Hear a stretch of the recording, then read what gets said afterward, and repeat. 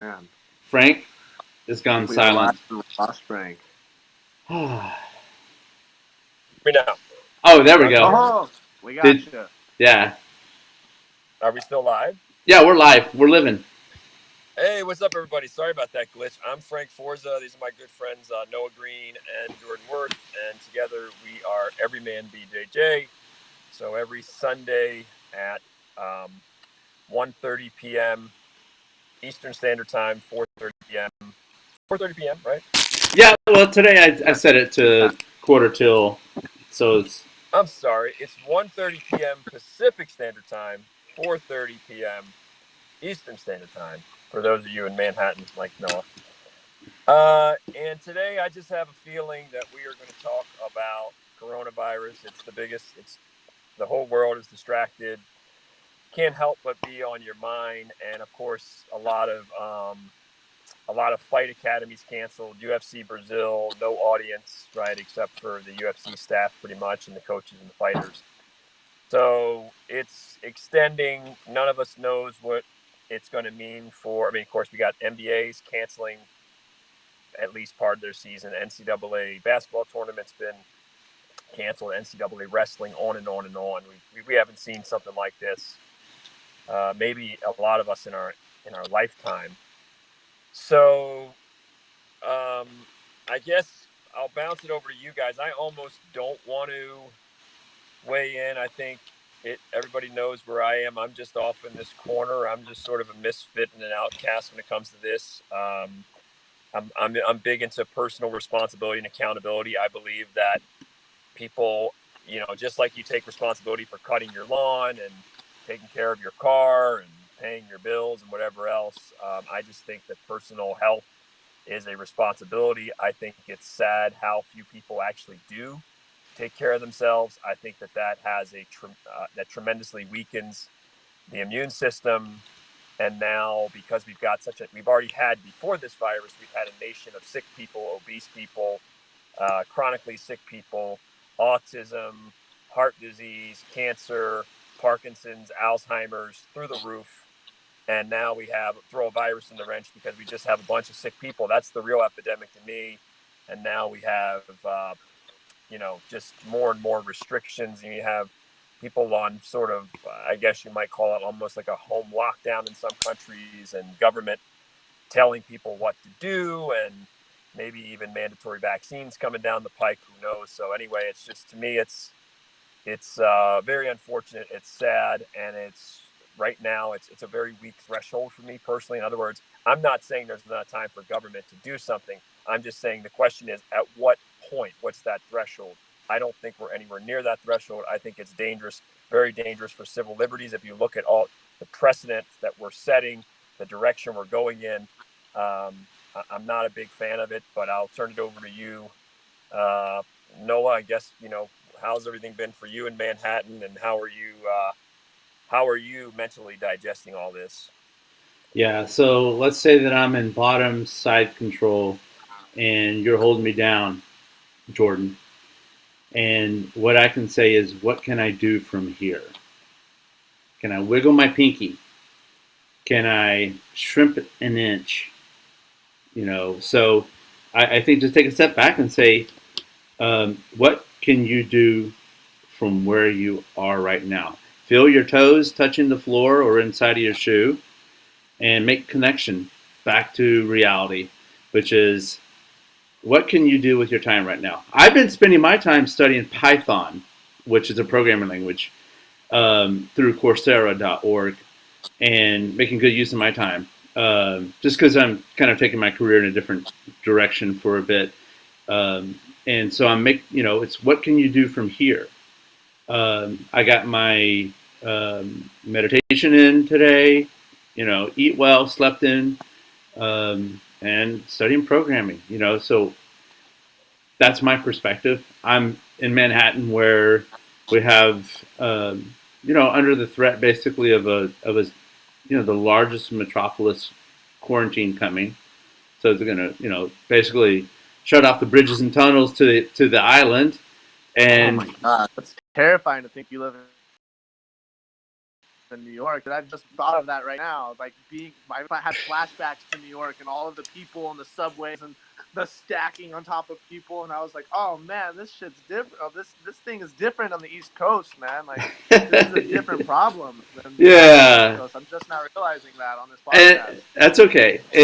And it goes back to, which is a kind of a very Buddhist thought, which is, what can you do from here? What do you have to work with?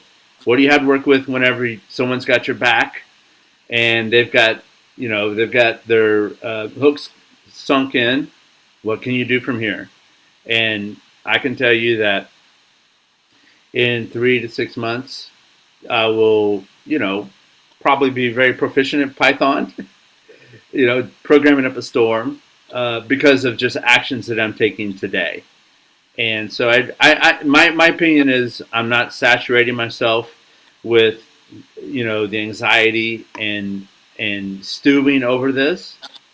Um, Wash my hands and hydrate, get plenty of sleep, do, as I said, make connection to the ground yourself, and ask yourself, what can I do from here? So maybe you need to clean out your garage, or I need, clean up my apartment probably, but I'm going to do programming instead. And that's my mindset. I'm not gonna waste time on this, because So you're not putting any mental energy or really worry into it too much. I know you're not worried about the situation. um, probably even less so than most people, because it just, you have this. I'm at the point where, I have this confidence, um, about how things go. I grew up in East Texas, where we didn't have electricity, we didn't have running water. I grew up in the country, and we went through hurricanes, we went through really hard times, and I don't think this is a hard time. I just don't see it. You know, if you're down in Houston, you go through a couple hurricanes. This is mild. Um. So So that's my impression. I've never been through anything like that, like natural disasters on that scale, like hurricanes and stuff like that. So I have not seen what happens personally, in times like that. But all I know is I'm born and raised in Henderson. The entire time I've been living, I have never seen this. I have never seen anything like this, dude. I went to the store. All of the shelves, everything off the shelves is gone, dude. You can't get any canned food. You can't get any top ramen. Almost all of the frozen food is gone. All the toilet paper is gone. All the water's gone. I've never seen this before in my life, man. I was laughing at this coronavirus like 4 days ago. I was laughing at memes, sharing the memes, like, oh, like, ha ha ha. You know what I mean? Like, oh, everybody's washed their hands, sanitize, take showers. The jiu-jitsu community, we're on top of each other, rolling around and stuff. I thought all of this stuff was this huge joke until like Friday morning. And then I woke up. All of a sudden, Trump's issuing like, oh, we're in a state of emergency. Everybody's freaking out. There's like no food on the shelves. I tried to go get some food. I couldn't get any food. I had to go get some food today. There was still barely any food. I barely got my dog's food. I've never seen anything like this. And whether it is a serious situation from the virus or it's a serious situation from everybody's panic, which is what I think is what's going on. I'm not worried about the virus. I don't think the virus is that big of an issue.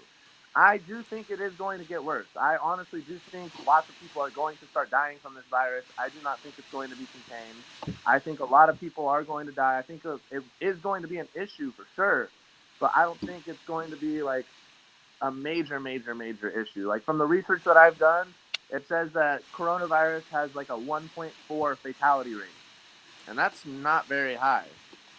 You know what I mean? So that means if you get the coronavirus, you have a higher than 98% chance to survive.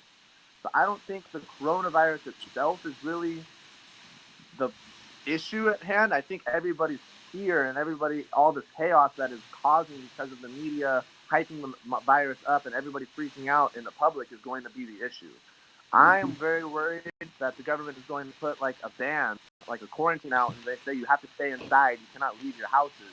And if that happens, who knows what's going to happen after that? That's the scary issue in my eyes. If the government tells you you're not allowed to leave your house, you have to stay inside, and they issue rule sets in like a time that's we've never really experienced that ever. You know what I mean? The government has never issued a statement saying like everybody's on quarantine, you need to stay inside your houses. You know, like if that happens, I'm worried what will happen in that circumstance. You know, in any situation, I don't think, you know, knock on wood, but I highly doubt that the coronavirus is going to kill like a substantial, crazy amount of people, like the plague or something like that, like a third of the world's population or something ridiculous like that. I don't think we're going to see something like that. But I do think we're going to see mass chaos. I hope. I think there's a higher possibility of mass chaos on the streets and stuff like that, and just people not knowing what to do and losing their minds over the fear and hysteria. What do you think of that, Noah? Are you afraid of that at all? Of that situation? No, not at all. No. Nope. Oh man. No, you know that we have the National Guard is, you know, a military entity that basically, you know, with the declaration of a national emergency, that activates the National Guard, and Yes, so yeah, restrictions on civil liberties, you know, where they're already postponing elections, which is that right there from a civil liberties perspective, that's concerning. But you know, if we just go back to that rugged individualism, you know, what can I do from here? It's, you know, normally I'll say this, you know, about stocking and hoarding. I usually buy stuff by the case just because it's cheaper, anyways. You know, like Amazon ships a case of paper goods to the apartment here, and I've got in my closet, I've got, you know, half a case of paper towels and toilet tissue. Oh, just I have that already, just because I buy, you know, by the case. And I guess that's for every like coastal Texan, anyone living on the Gulf Coast, they have that kind of in them. That's what I'm saying. That's already part of me. I already have tons of food because that's just kind of growing up in those kind of environments of, you know, you always need food on hand. And so, yeah, I've got enough food for a month easily here. And everything I need, I have already. But that's just because that's just to say that's from where I operate. You know, feet are on the ground, and so that's kind of a normal for me. You know, and maybe what we should say is we train in jits from the worst case scenario. You know, put me on. You know, take my back, put your hooks in, and you know, have seatbelt, and then work from that worst place. You know, work from that worst place.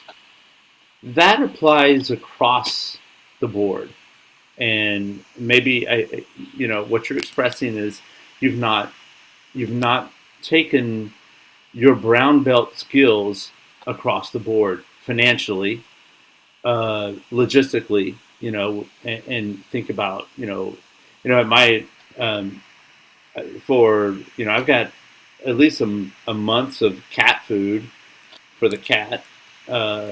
You know, we've got, you know, I've got stock. I would say I have just I manage a stockpile already, you know, as a baseline.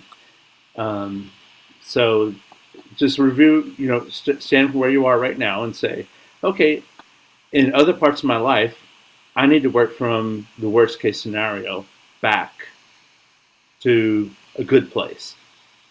And so that's what I mean by just taking a step back and looking at other areas of your life instead of reading news story after news story, watching YouTube clips and all that. Take stock in other parts of your life and say, okay, this exposes me a little bit here.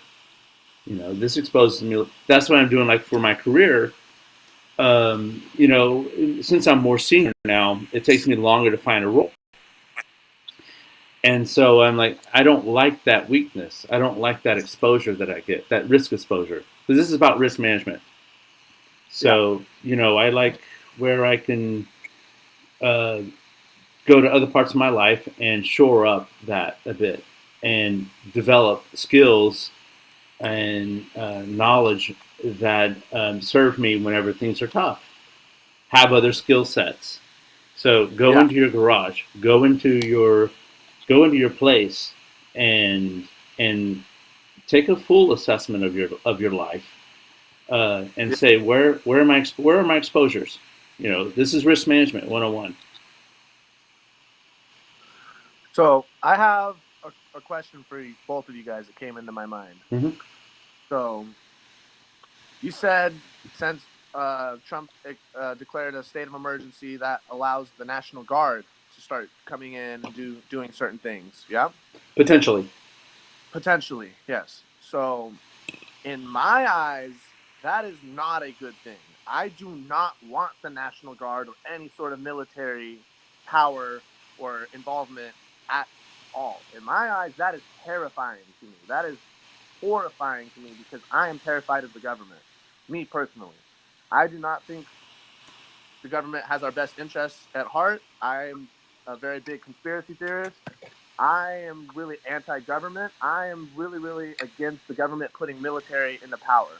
My question to you guys is, I don't think this will happen, but say martial law was declared and that gave military power over, like essentially like the police force. Do you think that they would keep us safe, or do you think that would cause a lot of issues? Do you think that would be? Do you think that everybody would be safer in that type of scenario? Like that would keep all of the robbers and the looters at bay, or do you think that would actually cause more chaos? Is my question. Hypothetical scenario.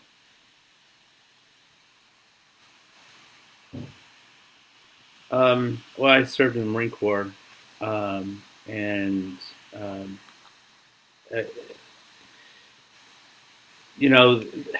first off, the National Guard has the weakest level of training there is, relative, and so the purpose of the National Guard is to protect the home, inbound. It's similar to the nature of what the Coast Guard does. The Coast Guard protects the national assets, and police forces. If you read what the responsibilities of the police force are, nowhere does it say that that a police officer is there to be your personal bodyguard. So, nor does the federal government ever say we're here to be your personal bodyguard. Yeah. That being said, to maintain order and discipline, there are control frameworks in place over the military by elected officials. The military answers to elected officials. But let's take a step back. You were talking about the military as though it's a robot.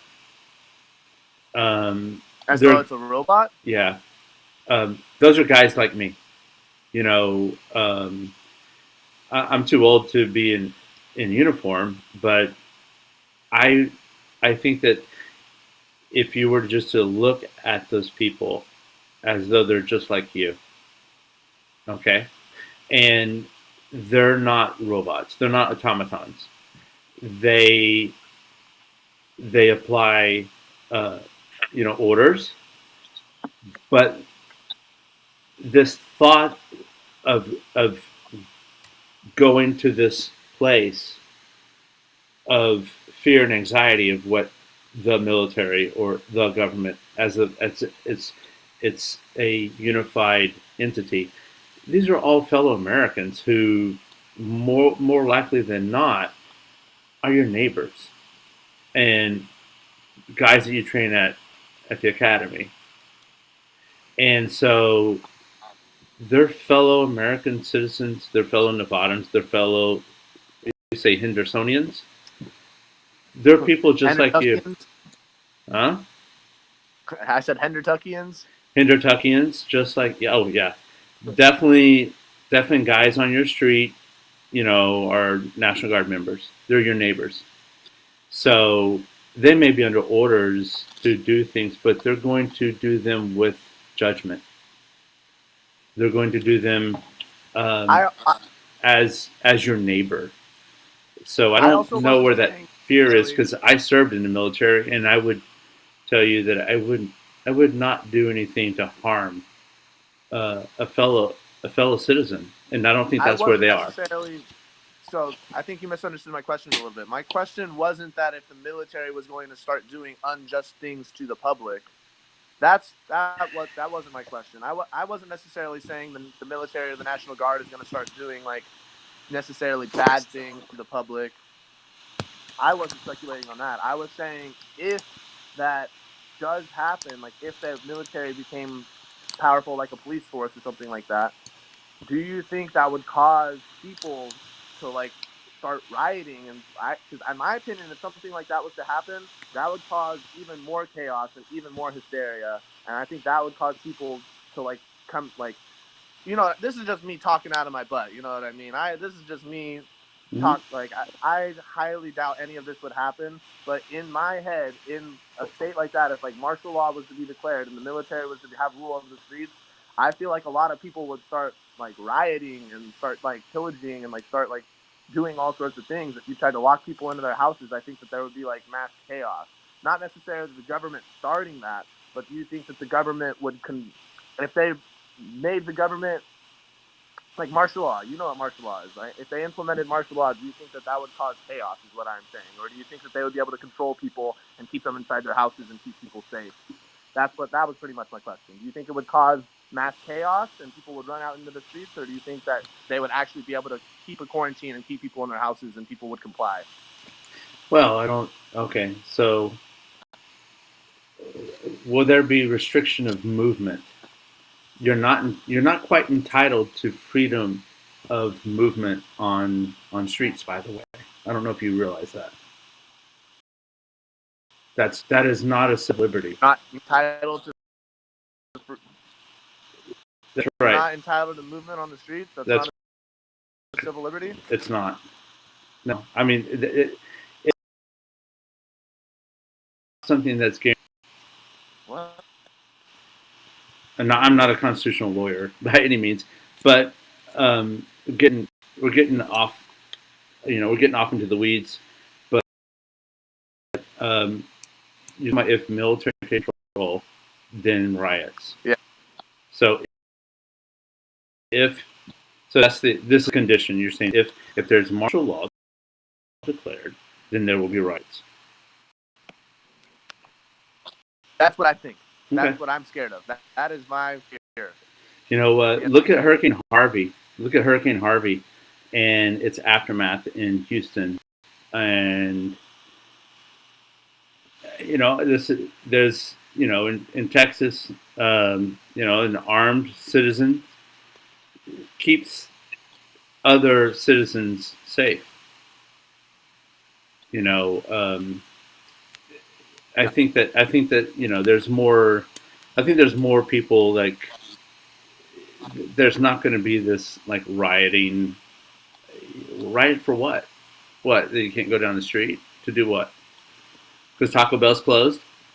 I don't. You're locked in your house, man. That's scary. Go into your yard. You got a backyard. You got a front yard.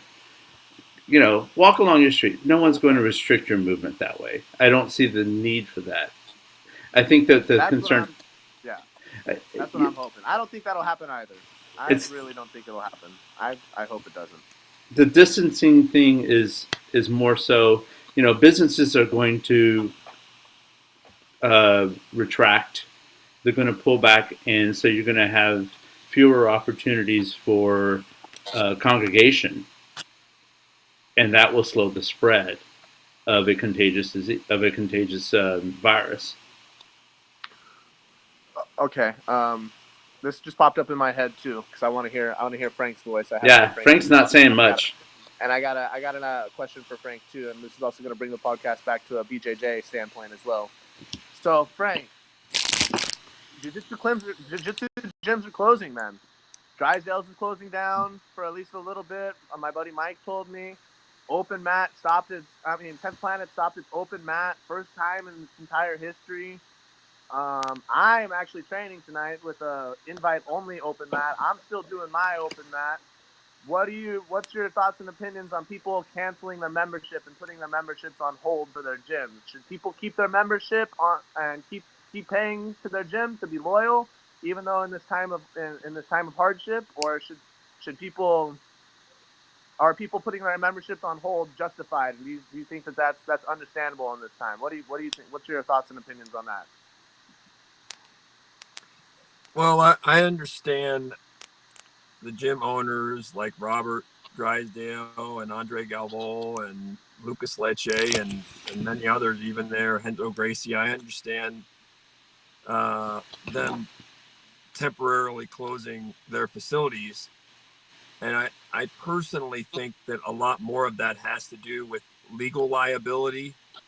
You don't want to, a lot of people, there are probably more people than we think that agree with us, but they're scared to say it. Either they work for government or they don't want to, you don't want to rattle the cage. You don't want to shake the beast that can regulate you, that could come and knock on your door and say, hey, you're in violation of this, we'll shut you down. I mean, that's been throughout the ages. People don't want to make problems for themselves. And even though there are a lot of people who might think, hey, we're strong people, we're fine. You get one sick person, right? Same thing with NBA and NHL. Did the NBA, those decisions were probably largely made by legal liability and based on the optics, which is public relations. In other words, if it becomes news headlines that 20 people went to your basketball game and there are 20,000 people there, 20 of them got coronavirus at a whatever game, you are now potentially subject to a lawsuit. And even worse than the lawsuit, if you're a major league or if you are a gym or a jiu-jitsu gym, even worse is the public relations, because now in the consumer's head is, oh my gosh, I can get a disease by going to an NBA game or going to a jiu-jitsu school. And that stigma will not just leave when coronavirus season is over. That stigma will remain for years as to, honey, let's not go to the NBA game. Let's not go to the NFL game. Let's not send our kid to jiu-jitsu because, yeah, coronavirus has passed, but now there's all this other stuff. The kids are going to get sick. So let's just watch the game from TV. So I think this is my conjecture as somebody who spent 27 years on the journalism side, on the communication side, on the public relations side, who's covered, county government, who's been to the White House, who's got accepted to law school, who knows a lot of what goes on behind the scenes, who's worked for multi-billion-dollar companies. I think the more damaging thing is the public relations aspect, because that could take years to overcome. So I do not think it's the case. I mean, I personally don't think that it's fair, because again, when we have these discussions about who can get sick and transmissibility of viruses, it's easy to just talk in terms of, okay, people could get sick, shut everything down. That's easy. What's harder is to say what are more reasonable solutions in terms of, okay, the 1% or the decimal that might die from a virus. What can we do to them, for them, in terms of immune boosting? What can we do for them? What habits can we do for them that don't involve shutting down a society, quarantining everybody, panicking, creating mass hysteria, to having government tell everybody what to do and government police everything? That's the bigger question, is what are the other solutions that have been completely bypassed? There are plenty of other things on that continuum. And if government is going to play big brother and say, we know best on this virus, why is smoking even legal? We know that that's toxic. That kills however many people. Why were opioids ever illegal? Why are a lot of even the antibiotics that wipe out immune systems, chemotherapy wipes out immune systems, vaping, we can go on down the line, glyphosate, which eviscerates the microbiome where your immune system is, which wreaks havoc on the body. You can go on and on and on and say, why is a super big gulp at 7-Eleven legal, right? Why are certain energy drinks even legal? Why is it legal to drink an espresso and for you to go, if you wanted to, like my old buddy Forrest Griffin, and drink 14 cups of coffee today? Why is that legal? Why is it legal if you want to drink yourself into oblivion for the next 5 years or 10 years? Why is that legal? I'm not suggesting that we outlaw any of those things. I'm just saying, why is it legal? Why doesn't the government sit in when people go to the bathroom and say they're not washing their hands right and their cell phone's dirty and there's all these things that make people sick? Why aren't we doing that? Do we want government playing that role and telling you, hey, you can't eat the burrito. Hey, you can't eat that double cheeseburger. It's bad for you. Do we want to open up Pandora's box? It's interesting how people pick and choose and say, well, it's okay. Government knows best on this virus, but it's okay for you to go eat, sugar and candy and super big gulps and Doritos and all the other crap and junk that weakens your body, that contributes to chronic disease, and smoking. Those are all fine. Alcohol, which kills more people every year. And I'm not suggesting we outlaw them. My point is, we let those go. Government does nothing about those. And if you add those up, including the opioids, which were 60-some thousand people a year being killed by doctors saying, this is okay for you, this will be good for you. Where's government there? Very late to the party. So there are much better areas. If you want to look at the health, preserving the health and encouraging healthy habits among our citizens, there are many better places to start than just to say, do whatever we tell you. Do whatever we tell you. We'll keep you safe. We know what's best for human health. There's a problem with that because it neglects a whole bunch of other things and say, hey, there's a lot of other bigger problems. What keeps people's immune system? What is making them vulnerable in the first place? What is weakening them and making them, hey, you get the flu, you might be dead. Well, how does that happen? What contributes to that? What eviscerates immune systems? Let's have that conversation. They don't like that conversation because that talks about their friends that are selling the cigarettes, that were selling the opioids, that are selling the vaping, that are selling all this junk, that are selling the super big gulps, right? That are selling the donuts that are just crap and gunk in the body, that are weakening people so that now when a virus comes along, yes, it could kill them. That is a discussion that I want to see happen. That is the root of all of this. That is about personal empowerment. That is about making healthier citizens. And that discussion is not there. What's happening is, hey, government knows best. Government knows what's best for you. And so all of you gyms, everybody, NBA, you better buy in or else you're going to rattle our cage and we'll bring the wrath of big government down on you. And I'm not anti-government, by the way. One final thing. I am not anti-government. I am pro-government. Democratic societies need government. We need the services that government provides. I've covered county, city government. I've covered state legislatures. I've met many good people from Homeland Security, from FBI, many great police officers, firefighters, on and on and on, IRS agents. So I've met a lot of good people. There are a lot of good people in government. But that does not mean that government is always right. That does not mean that big government is a good thing. It is a dangerous thing when you let government get too big and they can just come in knee-jerk and just start saying whatever we say. And if it doesn't make sense, if it's not a good idea, it's just whatever we say. There is a big problem. There is a line. There's always boundaries. There are always lines. And things like this, to me, cross the line because there are much better solutions as what I was mentioning to you guys earlier. That's really the crux of how I see it.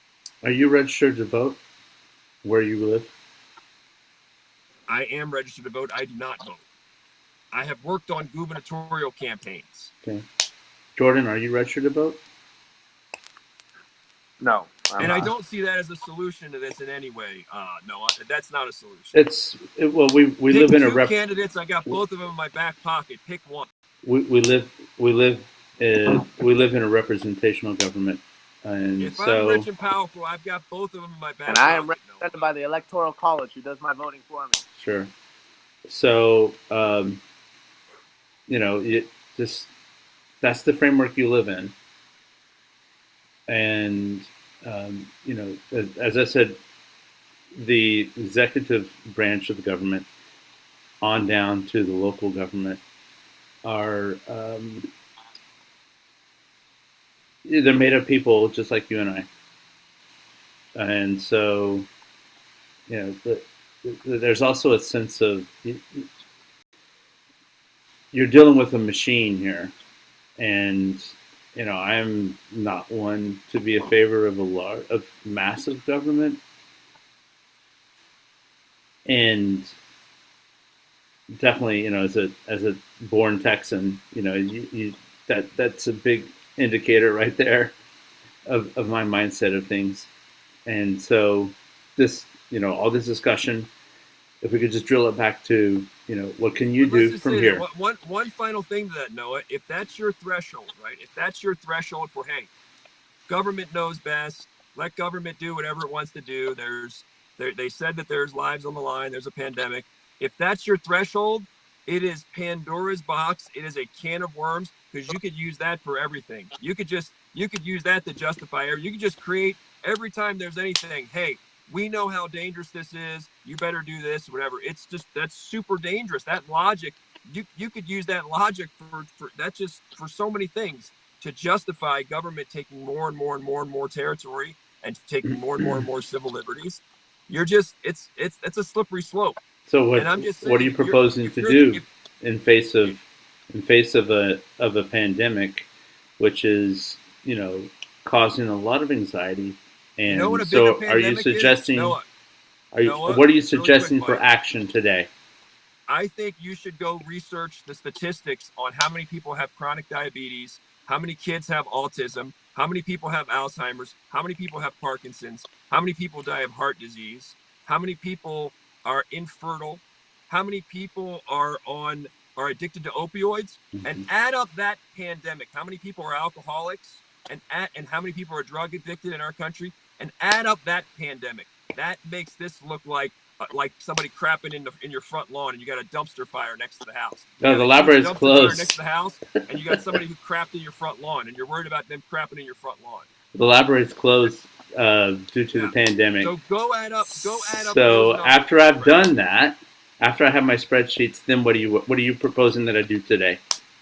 Well, let's sit here and let's have a larger conversation. What I would propose is let's have a larger conversation about why are certain things even sold. If we're going to sit here and worry about human health, why are cigarettes even sold?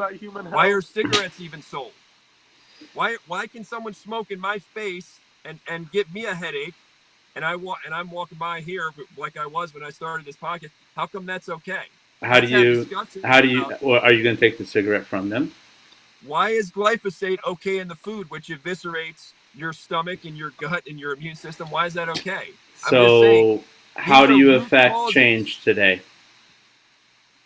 Let's shift the conversation. If you don't like if you don't like the National Guard on your street telling you can't drive down it, what are you going to do about it? Don't like the national. Nobody said that. Nobody said we have to have government. Yeah, that's not the issue. The issue is at what threshold does government tell everybody what to do? And what can you do about that? Well, I think you gotta push back. How? I tangibly. So you're just saying we're just screwed then? I put the burden on you to say why. Instead of you putting the burden on me on how do we do, I put the burden on you to say why is it. I shift the burden on you. Why is it okay to just knee-jerk reaction and say we take your civil liberties, do what we say? I shift the burden on you. Why is it okay? Because people are going to whatever. I told you why people are going to be sick. Because they don't take care of themselves, Noah. Personal accountability. We're a country of we're supposed to represent personal accountability. So that's a very important thing. So whenever you handed over the conversation today to me, my take was do what you can from where you stand. And so now that you have exposed the situation where you believe there's a health crisis, with it's actually more demographics with the baby boomers who have used their bodies like a carnival and spent their money like they were at a carnival, And do you know how outdated the food pyramid's been for pretty much its whole existence? The USD, the food pyramid from them has never made sense. It's never been useful. And you know who made that and where it came from? It came from government, brother. They're the experts now on being healthy. They're the so, experts on being healthy. I think not. so I what think do you I'm do about healthier that than today? anybody they had in front of that microphone yesterday. What are you guys going to do about that today from where you are? I'm out here living my life. I'm out here doing what I want to do. I'm out here getting tea and walking the streets and meeting people and having random conversations, doing what the frick I want, being the example that I want. Okay, there you go. That's it. And I don't buy into the BS. People need to take care of themselves. I'm You not don't. into like, Yeah, and I'm training I'm not jiu-jitsu into tonight. I might open that let's at shut 6 down the p.m. Nice. society for people. No, take care of yourselves for God's sakes. You are responsible. And if you don't know how, follow me on Frank Forza. I'll show you what healthier living means. See there? A lot of my friends know that. Follow that. Shameless plug. Probably best thing some of you can do if you're not living right. If you learn 10% of what I do, you'll probably be 100% healthier. So yes, follow people like me slogan's who've killer, gone down the Frank. rabbit hole and know. Oof. So there we have it. You see People where want a magic pill. People want a magic pill. I don't believe in magic pills. I believe you earn it. I believe you adopt good habits. I believe you take responsibility for your life. I believe you empower yourself. You don't wait for government to give you or give it to you. Okay. This is not a situation for that. So there's a spectrum of situations, and Frank, I think that what you're touching upon and what your platform that you have is in large part for those who where you can affect change from where you stand. You know, I have a former colleague who is undergoing repeated and extensive chemotherapy, and I can, which wipes out the immune system. By the way, so wipes it out completely. You know, unfortunately for her, she's young and now not healthy. You know, she has two small children. It's tough though. It's tough to see. It's tough to watch, and I'm hoping that things change. Part of that big machinery that we have for advancing the genome, there's a lot of people who are asking for massive reinvestment into federal dollars going into investing in more research than ever before, because we've just strangled our ability to do federal level, national level research. China puts up. You're putting everything on government again. Noah, you're just like government. No, I'm not. Like, I don't think you're listening to me. Let's listen to people. Yeah. The solutions are at the people level. I'm saying two things. Are at the people level. They're not at government level. So I'm saying two things. So, now, I think I laid out that for parts of your health where you can control, where that area that is controllable, and that you can affect change in how you express your genes, and you follow those good steps. Great. There's another part of that where there is where we do have to have national directive, and I think that with I'll give you an example. Quantum computing is these are projects that are so large and so complex that it requires national investments. Just like the defense that we have for the country requires a national level of investment. National assets are aircraft carriers. This enables the U.S. to project force out in shores far away from problems coming up right at our front door. So that there's a bit of security policy, but we have to project our force out front, away from our home fronts, to open up that space, to create space. That is just a big, it's just a form of creating space for us. But individuals, unless you're Bezos, cannot really own aircraft carriers or afford them. So there are certain types of large-scale national efforts, like quantum computing. China throws up 10,000 hospital beds at a hospital in 10 days, or rather, a 1,000-bed hospital in 10 days in Wuhan. That's something that is a national level strength to do. That's not something that private entities who take all the risk. We squeal and holler whenever we have these people go. If private industry goes out and takes risks.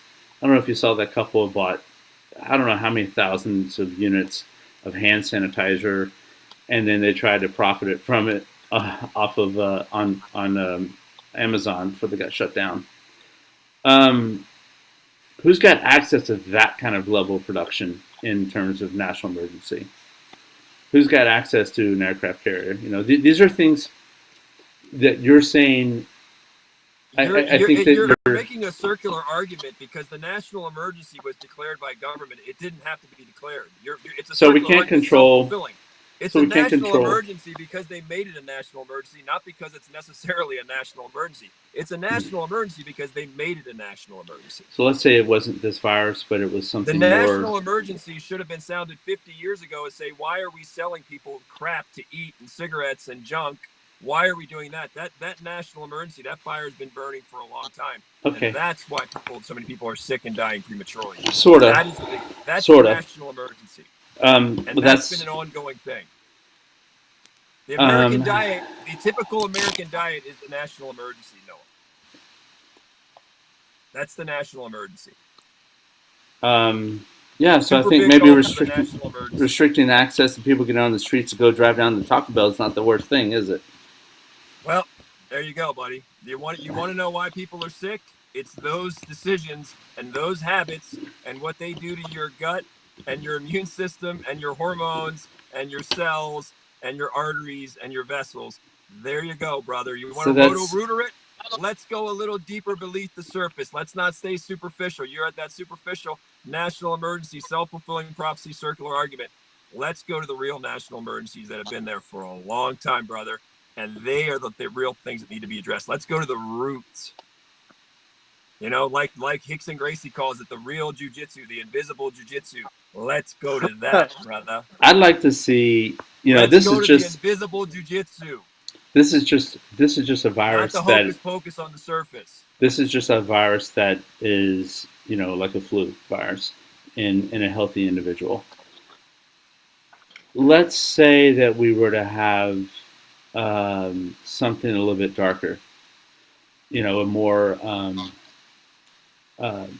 toxic, a more fatal virus like the flu in 1918 that was causing people to bleed out of their eyes and mouth and nose. Or Ebola. Or Ebola.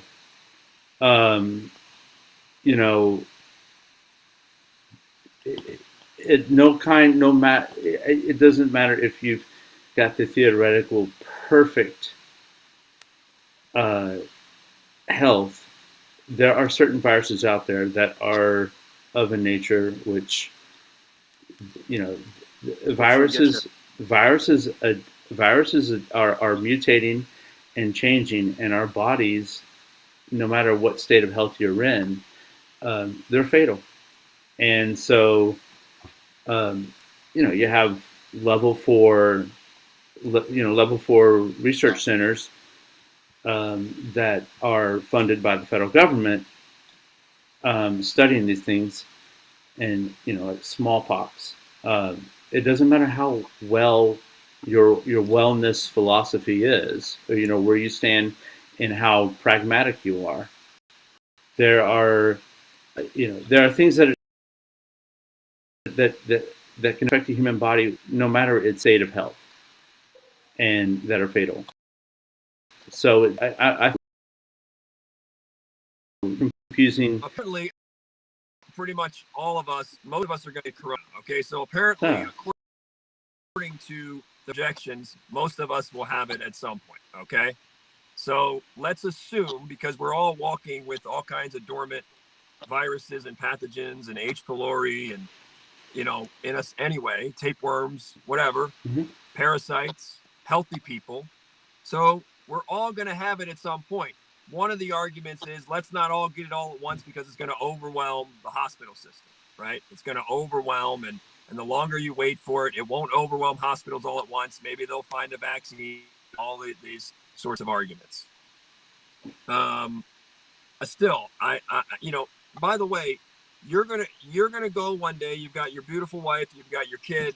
You're gonna go to the beach. All right, you're gonna swim in those waters. You know how many viruses? Literally, if they literally did a petri dish of the water you go into the ocean, okay, of the water you're swimming in, not somewhere in the ocean, of the water you're in, they're gonna find hundreds or thousands of viruses in that water, in ocean water, typical ocean water. And you're going to be fine, brother. Your immune system is a miracle. It's a miracle. It's a miracle that you're even alive with what your immune system battles on a daily basis to keep you alive. It's a miracle. I grew up in the East Texas swamps, so I can talk to you about protozoa and having boils on your body from bad water. Swimming in a river, Trinity River, that was effective, and I didn't know at the time, was effectively a sewage dump of Dallas suburbs. Yeah, we could talk about that. I know about that already. I grew up like that. Swimming in those waters in New York. George Carlin used to talk about that. Yeah. Junkie, whatever, still alive, fine. Never vaccinated. Come on. Narratives.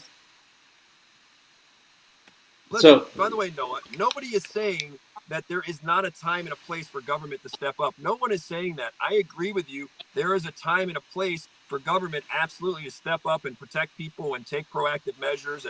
And there are some wonderful things that happen out of government. We need government. We absolutely need government. And there's a time for government intervention. There's a time for government national emergencies. There's no disputing that. It's just what's the threshold and what are the other solutions that are available way before that?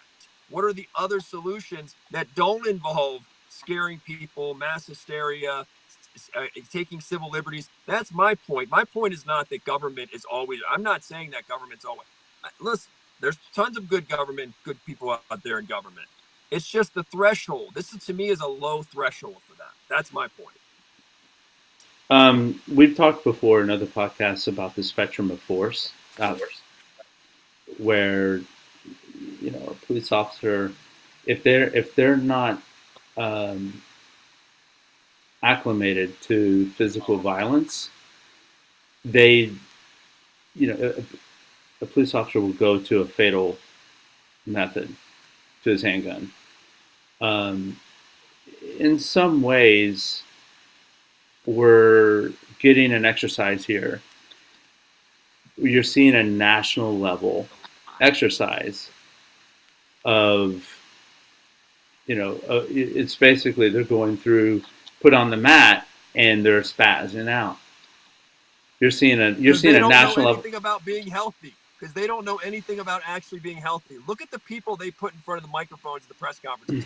Look at those people and ask yourself, how healthy are these government officials in front of the mic? Just ask yourself, how healthy are they? Just look at them. Oh, yeah. They don't know anything about being healthy, and they're just winging it. Their whole solution to everything is give them a needle, give them a vaccine. That's their solution to everything. Just mandatory vaccine. That's their solution. Just like you're saying with, and God bless the cops out there that are doing great work, and God bless them. But for that rogue Yahoo cop that just rushes to the gun and pulls the gun and makes up the story, right? Just no skill set, no ability to, no verbal judo, no ability to fuse it. It's this. Hey, I got a gun. Let me use it. My gun is the solution to everything. For that rogue cop out there, that's the equivalent here, is that they're like, man, a needle is a solution for everything. Let's just create a vaccine for everything. That's their solution. Instead of roto-rooting and saying, wait, we have a really sick population. We allow a lot of things to happen with our food, a lot of toxicities, a lot of glyphosate, a lot of genetic modification. Can we do more to protect our people so that we have healthier people, they have healthier immune systems, and that a pandemic like this isn't that disastrous for us? That's a long-term, that's a real solution. They could have done it decades ago. They should be doing it. Their solution is just to get on TV, look grim, spread fear, move the stock market, bail their buddies out with the stock market now, 1.5 trillion pumping in there. Some of their buddies capitalized because they knew the market was going to tank anyway. They've capitalized there. They're gonna buy when everybody runs and they sell low. They're gonna buy that up. They're gonna let the stock go up. They're gonna take the 1.5 trillion, split that with their buddies. Come on, this game has been done. When I was in college, University of Maryland, 20-some years ago, okay, I was in a political science course. We were talking about there was a thing called peak oil theory, and they were telling us as college students 20-some years ago, hey, it looks like the world's going to effectively run out of oil. What are we going to do? A world without oil? And we were all sitting there like, what's the world going to do? We're going to run out of oil. What are we going to do? Oil is going to be too inexpensive. How's the world going to run? The world's going to shut down. That's what they were talking about in college. They were saying the same crap. It's like, wait, here we are in 2020. There's plenty of oil. There's more oil than we know what to do with. And it's a dirty fuel, but there's more oil than we know what to do with. This stuff, this fear-mongering has been going on forever and ever. They just pick new generations to scare the mess out of you and capitalize on it. It's the same dog and pony show, and it gets old. And good people in government, breaking news, guys, what I want to do. Yeah, I want to encourage good people in government to do something about it, for them to step up, because there are a lot of good people, and I hope that they rise up and that they'll bring rational solutions and real solutions to this, not this Band-Aid, let's pop a needle in everybody and say that we're making people healthier. I got a new coronavirus update from my mom, guys. My mom works at Lake Mead Christian Academy, which is part of CCSD. It's a school. I don't know if this is a mandate for all of CCSD. I imagine that it is. But my mom works at a school, and she told me that the school is closed until next April at least. So school for at least my mom's school, Lake Mead Christian Academy, is closed until next April. They are a private school, so I don't know if that's for all public schools too, but yep. So it looks like there might be. Are they going to pay her? Are they going to pay her? That's the more important question: is what are they doing about the pay for people? I haven't asked her yet. She just texted me right now. I'll ask her as soon as I can. The founder of Whole Foods is under considerable fire today and this weekend because they are relying on other Whole Foods employees who are not sick to donate their vacation and sick time to those employees who are sick, instead of the approach where many other employers are, we got you covered. We don't have to have a bake sale for, essentially for to cover, that. It's a lot of this is stepping back in what I said earlier. What can you do from where you are and assess your own life financially. Financial is a good one. Look at your money and look and see where, if your income stopped, what can you do? How are you going to get an income to hold you over and to move forward? How are money you going doesn't matter at the end of the world, brother. It does when you need to pay the rent and buy beans and rice. So just to come back to more pragmatism, which is what I'm asking for. Look at where you are today. You cannot charge your gas burning car. There you go. Is it getting hot in there? It is, actually. It's roasted, yeah. Yeah. So he's going to start the car up. We all can't drive Teslas, so we can't just plug our gas burning cars in somewhere. You have to pay for gas. That takes money. They don't take crypto. Just be. I'm just saying to be more pragmatic in your approach to things. Can you work on your flexibility right now? You're off the mats. You don't need to, Jordan. I'm not saying you. I do. My shoulders. You need to do terrible. squats. My hips aren't very flexible. You need to do squats. That's what you need to do because you're. I've been doing lots of squats, man. Oh my goodness!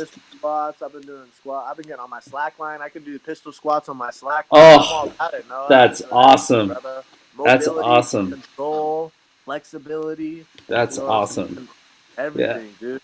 I'm trying to get more flexibility in my career by not being beholden to New York City and being able to work from anywhere, because I just need a laptop and, work out code structures. And, I've taken to Amazon Web Services, and I'm learning how to do some server architecture so I can run code in the cloud.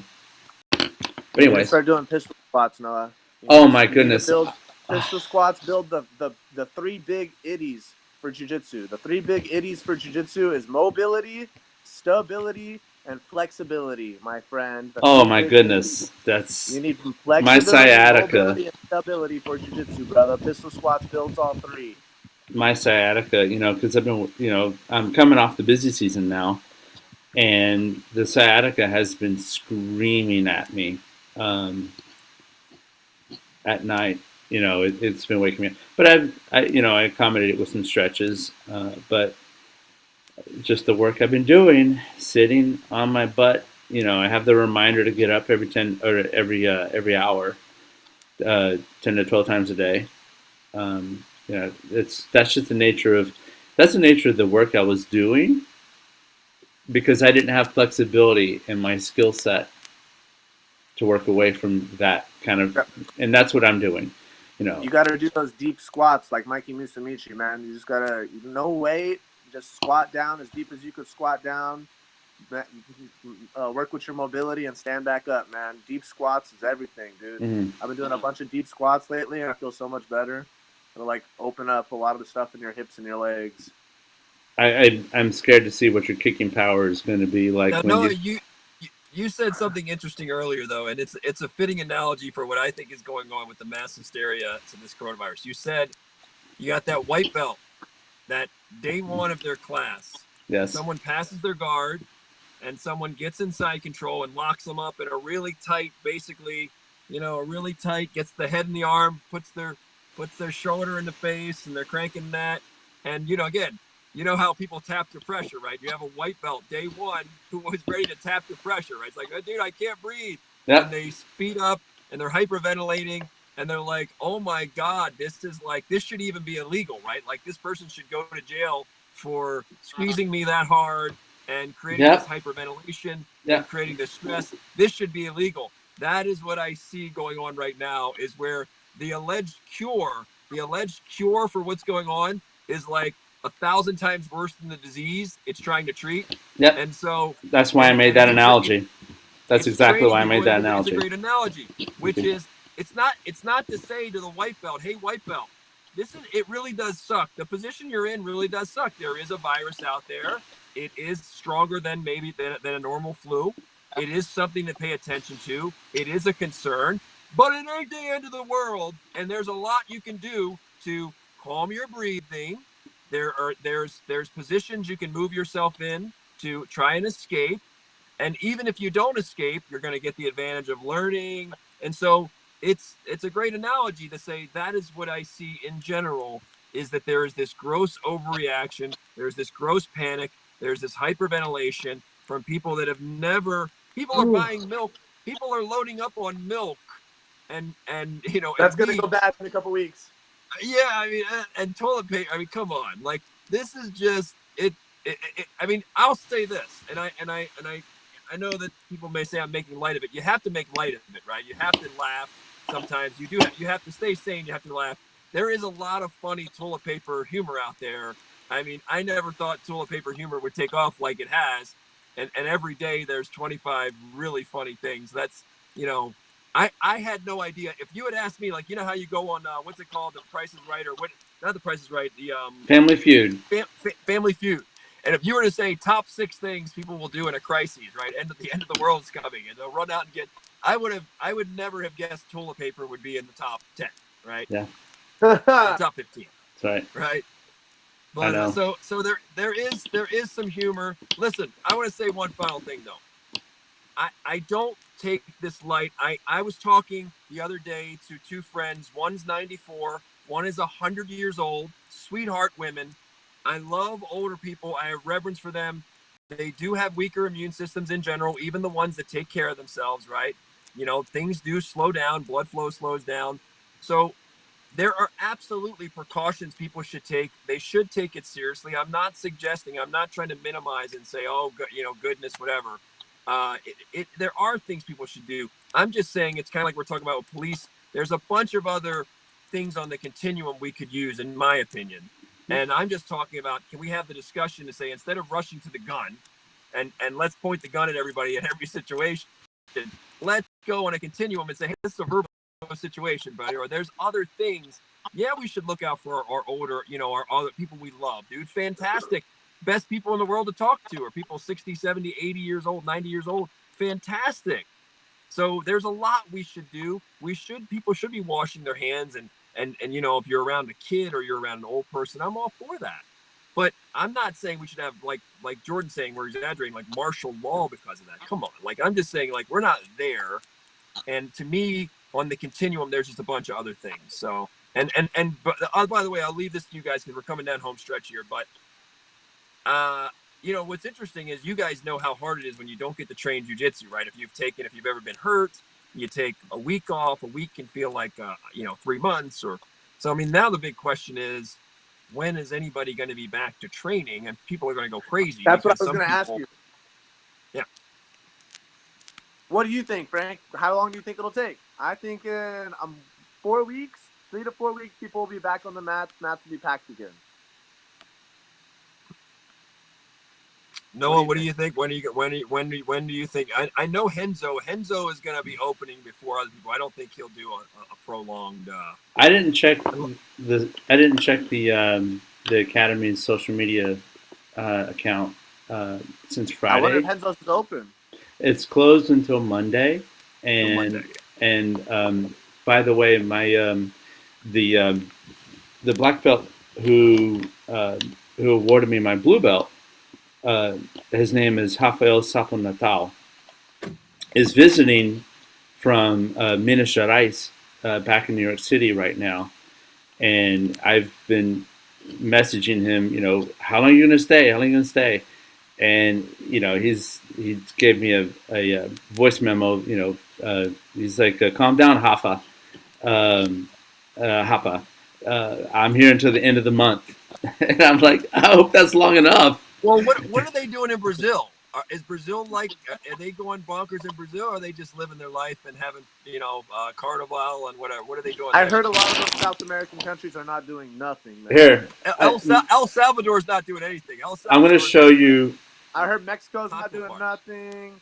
All those other South American countries are not doing, not saying Mexico's South America, but all those other South American countries are not doing anything. That, like, I don't think anything south of the border is really too worried. This is Rio Friday. We can't see it. There you go. Oh, wow. They're on the beach, people. On the playa. Yeah. That's my thing. If the world is going to come to an end, you might as well have a blast. If it did, let's go down having a, you know, throw a party or something. I mean, you know, whatever. Like, so, you know, as it's, you know, this is more, you know, as a go about your life, you know, ground yourself, put your feet in the sand, live your life. Noah, I would say, if anything, wrestling and jiu-jitsu and the martial arts make your immune system more powerful over time. If anything, maybe in the short term you get a little this, that, but if anything, playing in all that stuff. And I'm a big fan of clean gyms and all this and that. I'm a huge fan of that. But there's still always going to be stuff at whatever gym we're talking about. If you're a baseball player, whatever you are, there's always going to be stuff. And if anything, the people out there training, you, your kid, if anything, you're going to have a more powerful and a much more resilient and supercharged immune system, if anything. Yep. Having a social, you know, one of the things I find perfect, and pardon me to interrupt you, Frank. Yep. One of the things I find very powerful about this sport is there's nothing more complicated or sophisticated than you with another person, because the human brain is so complex. Another person